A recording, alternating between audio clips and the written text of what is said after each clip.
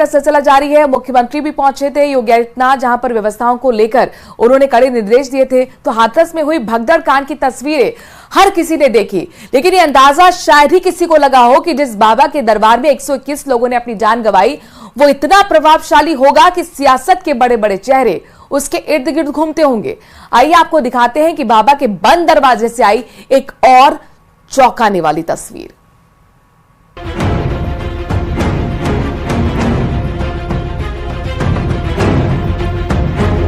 बाबा सूरजपाल ने अपना साम्राज्य कहां से कहां तक फैला रखा है, इसकी पूरी डिटेल आने में वक्त लगेगा। लेकिन नारायण साकार हरि की शुरुआती तफ्तीश में उनके रसूख की कहानी हर किसी को चौंका रही है। और इस रसूख की सबसे बड़ी वजह है बाबा सूरजपाल का जाटव बिरादरी से आना। SC, ST और OBC में बाबा की गहरी पैठ बताई जाती है। BSP की सरकार में बाबा सूरजपाल की तूती बोलती थी। जाटव बिरादरी में बड़े रसूख के चलते लाल बत्ती वाले मंत्री उनके इर्द गिर्द घूमते थे। एटा, मैनपुरी, आगरा, अलीगढ़ जैसे इलाकों में बाबा का जाटव वोट में इतना क्रेज है कि राजनीतिक दल के नेता उनके साथ मंच शेयर करते रहे हैं।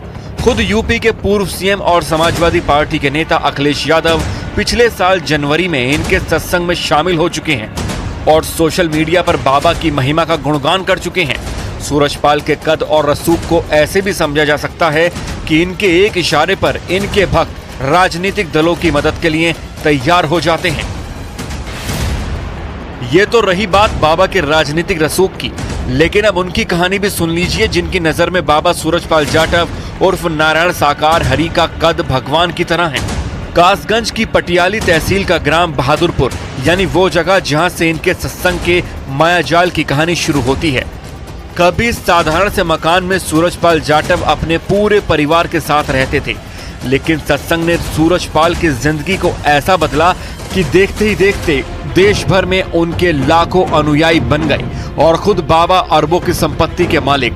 भले ही अब बाबा को भगदड़ कांड का मेन विलेन बताया जा रहा है, लेकिन यहाँ कोई बाबा को दोषी मानने को तैयार नहीं है। क्या चमत्कार है? ये चमत्कार कुछ नहीं है, चमत्कार परमात्मा है। वो चमत्कार क्या है? बाबा परमात्मा है। परमात्मा। आप लोग उनको परमात्मा मानते हैं? जी। हमारे भूत प्रेतों के चक्कर में भी परेशान थे हम, जो वैसे आपको बताएं, और यहाँ आने जाने से हमारे सारे कष्ट कटे और हमें जो है हमेशा फायदा हुआ है। हमें यहाँ कोई और निःशुल्क मतलब जो है ना कोई चढ़ावा है ना कोई चंदा है। हम जाहिर है बाबा सूरजपाल की सीक्रेट फाइलों में दर्ज राज जैसे जैसे बाहर आ रहे हैं, वैसे वैसे इस बात का पता चल रहा है कि कैसे एक साधारण से इंसान ने मासूमों का भरोसा जीतकर अरबों की संपत्ति और रसूख अर्जित किया।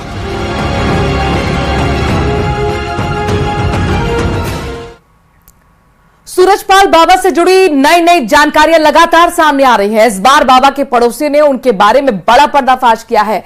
पड़ोसी महिला का कहना है कि बाबा के पास मोहिनी मंत्र है और इस मंत्र का इस्तेमाल वो महिलाओं पर करते थे।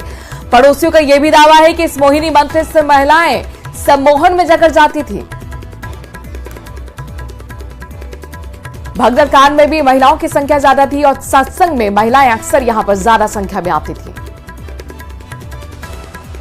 इतना ही नहीं, जैसे जैसे बाबा सूरजपाल के राज सामने आ रहे हैं, हर कोई हैरान है। पड़ोसियों का दावा है कि बाबा के दरबार में महिलाओं की भागीदारी सबसे ज्यादा होती थी और वो दरबार में महिलाओं के साथ नाचते भी थे। उनके पास एक मोहिनी मंत्र है।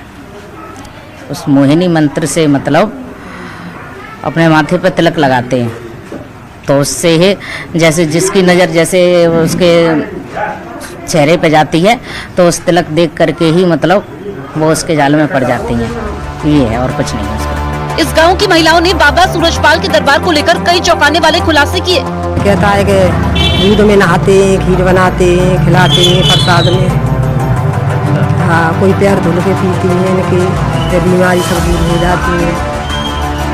हम लोगों को तो ये पता नहीं, हम तो विश्वास करते हैं। इस गांव की महिलाओं ने बाबा को लेकर जो बयान दिया वो जांच का विषय है, लेकिन जो आरोप लगाए गए हैं वो बेहद गंभीर हैं। वहीं हाथरस हादसे में पुलिस ने अब तक 6 आरोपियों को गिरफ्तार कर लिया है, जिनमें से 2 महिलाएं भी शामिल हैं। पुलिस के मुताबिक पकड़े गए सभी आरोपी नारायण साकार हरि उर्फ भोले बाबा के सत्संग में सेवादार थे और भगदड़ मचने के बाद वो वहां से फरार हो गए थे।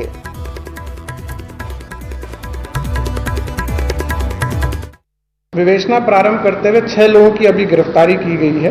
विवेचना के क्रम में एडीजी जोन आगरा द्वारा भी सभी जनपद में निर्देशित किया गया है अपने जनपद में गिरफ्तारी हेतु, और जोन स्तर के ऊपर भी एक एसओजी टीम का गठन हुआ है जो कि संलिप्त लोगों और संस्था के सेवादार अधिकारी पदाधिकारियों की भूमिका को जांच करेगी। इसके अलावा रेंज लेवल की जितनी भी एसओजी टीम है उनको पुलिस अधीक्षक हाथरस के सहयोगार्थ संबद्ध किया गया है। घटनास्थल को सुबह 3 तारीख को सुबह ही फॉरेंसिक टीम और फील्ड यूनिट द्वारा साक्ष्य संकलन की कार्रवाई से गहन रूप से वहां पर साक्ष्य संकलन की कार्रवाई की गई थी कल मॉर्निंग में। बारा में